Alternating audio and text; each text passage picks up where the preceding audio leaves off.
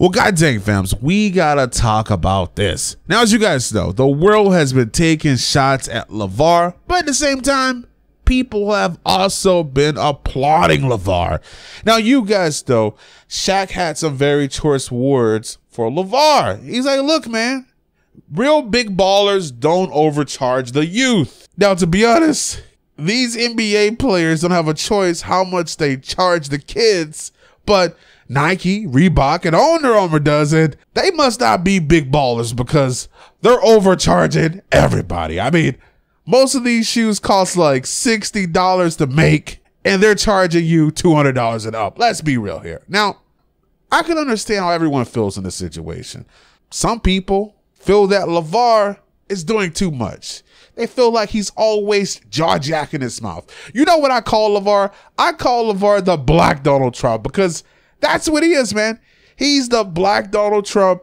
He's always running his mouth. He doesn't care what everyone thinks about him. He talks with confidence. Some people like him, some people don't, right? On one hand, some people feel that he is ruining his kid's career, because sometimes you just got to step back and just let your kids do what they got to do. Some other people feel that what LaVar is doing is revolutionary.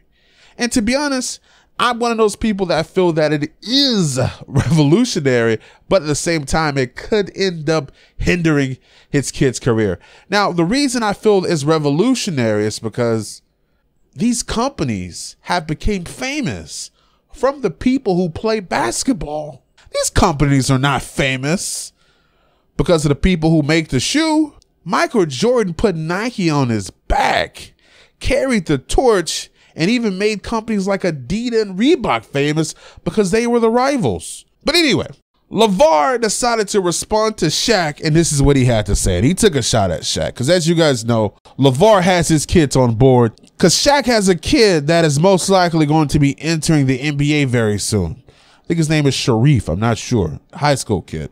He's pretty good, though. Anyway, he asked Shaq why his own son doesn't wear his shoe. God dang. I mean, that's a hard hitter right there. Like someone like Shaq who created his own brand. Yes, it was a very cheap brand, and people didn't rock the brand because it was too cheap. Like, listen, man, let me tell you guys like how people are, man, especially black people, man. Listen, I'm black myself. Sometimes I got to preference that because people can't tell my race, man. I'm from Texas, all right? Now, listen, man, as soon as he would have put $100 price tag on those shoes, and yes, I will admit, the shoes are definitely overpriced. Guess what black people would say? Yo, man. Yo, them shoes are cheap. Them shoes are whack, man. Yo, you wearing those ball shoes?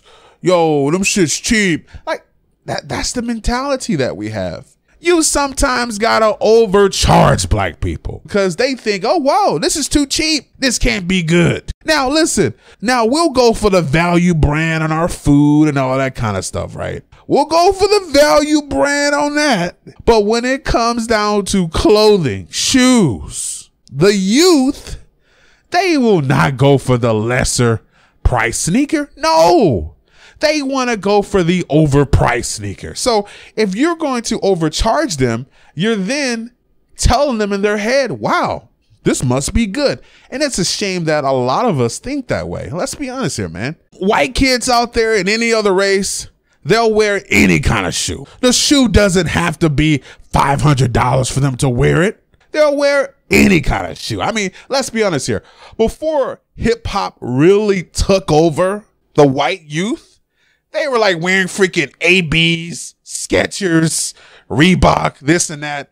Now, all of a sudden, of course, you see them dressing more in hip hop culture with their haircuts and their clothing and stuff, and they have changed. But before that, they were just wearing any kind of shoes. A lot of them. Not all of them, but a lot of them, okay? Now, you try to put some Payless on a friggin' black kid in high school. He ain't wearing that because he know he's going to get teased at school, okay? What I'm trying to say is sometimes being too good and selling your shoe for a lower price, you're doing yourself harm and you're shooting yourself in the foot. Because when you do that, people don't want to buy it. It's not expensive enough. And that's the stupid mentality. Let that sink in your head. I always try to have a message for you guys. LaVar has came out and said that they have sold over 500 pairs of the shoe that cost $495. Okay, let's do that math real quick, because I'm a stupid head.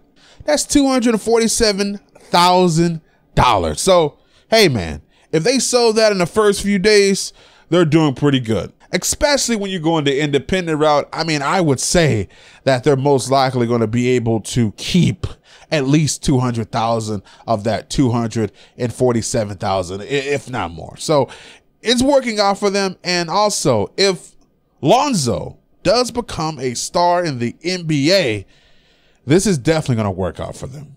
Anyway, I believe that people should support Lonzo and LaVar. Not saying that you guys should go buy the $500 shoe, but hell, man, go buy a hat. Go buy a t-shirt. Support someone that's going against $1 billion companies, man, because let's be honest here, man. The stuff that he's doing right now is not taught in the black neighborhoods. In the black community, we're taught to shop at the store. LaVar is teaching his kids in the world to not shop at the store. No, own your own store. Buy the store.